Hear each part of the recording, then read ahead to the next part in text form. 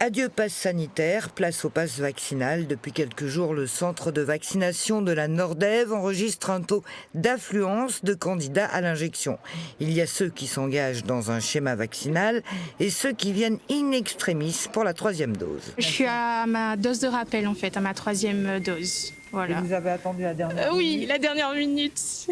Parce qu'en fait, j'ai pas mis les notifications, donc c'est pour ça que je me retrouve à la dernière minute ici.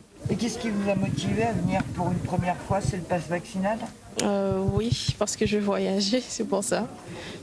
Donc j'en déduis que ça fait un bout de temps que vous n'avez pas voyagé. Oui, ça fait déjà un an ou deux. Ouais, 2 ans. À cause du pass. Oui, voilà, à cause du pass. Alors, il y a beaucoup de personnes qui aujourd'hui se posent la question au niveau du pass vaccinal qui prend effet à partir du 15 février. Certes, on a vu un petit pic d'affluence depuis quelques jours.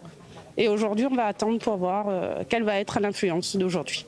Et des questions, des interrogations, il y en a. Cette dame est venue s'enquérir pour des proches qui ont attrapé la Covid avant la 3e dose. Le fait d'avoir contracté le Covid après la 2e vaccination, normalement, pendant 3 mois, le schéma est rétabli.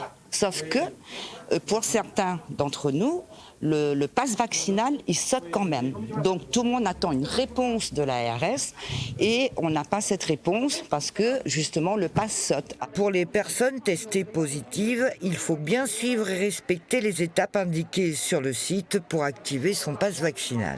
Une fois qu'ils ont le Covid, sur CIDEP, ils leur envoient un lien pour valider justement le fait que leur test a été positif et ça prolonge le certificat du pass vaccinal.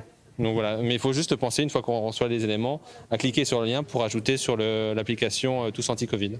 On constate que lors de ces derniers mois, les évolutions ont été constantes et rapides. Si l'épidémie est contenue ces prochaines semaines, on ne devrait pas connaître d'autres modifications concernant le pass vaccinal, si ce n'est que ce dernier pourrait être supprimé fin mars, comme évoqué par le gouvernement.